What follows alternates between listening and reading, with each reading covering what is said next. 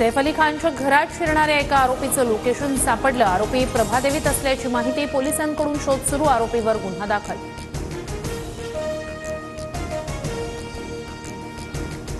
सैफ अली खानच्या घरातील केअरटेकर लिमाची पोलिसांकडून 5 तास चौकशी।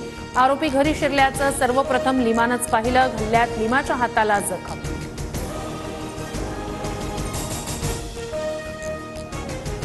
सैफ अली खानवर शस्त्रक्रिया पूर्ण। सैफच्या शरीरातून 3 इंचाची टोकदार वस्तू काढली। 2 वार गंभीर। सैफच्या शरीरावर मोठ्या जखमा।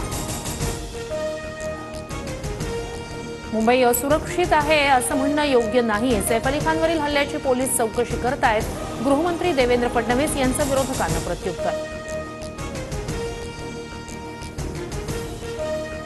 मुंबईतील कायदा सुव्यवस्था ढासळते, मुख्यमंत्र्यांनी गांभीर्यानं घ्यावं। सैफ अली खानवरील हल्ल्यानंतर शरद पवारांची गृह खात्यावर टीका।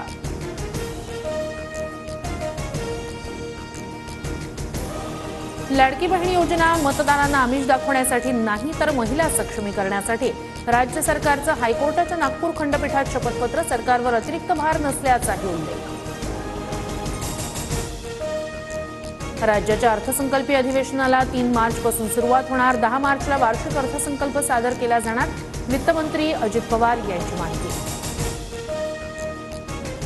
केंद्राकडून सरकारी कर्मचाऱ्यांसाठी 8व्या वेतन आयोगाला मंजुरी। मंत्रिमंडळ बैठकीत मोठी घोषणा। मंत्री अश्विनी वैष्णव यांची माहिती।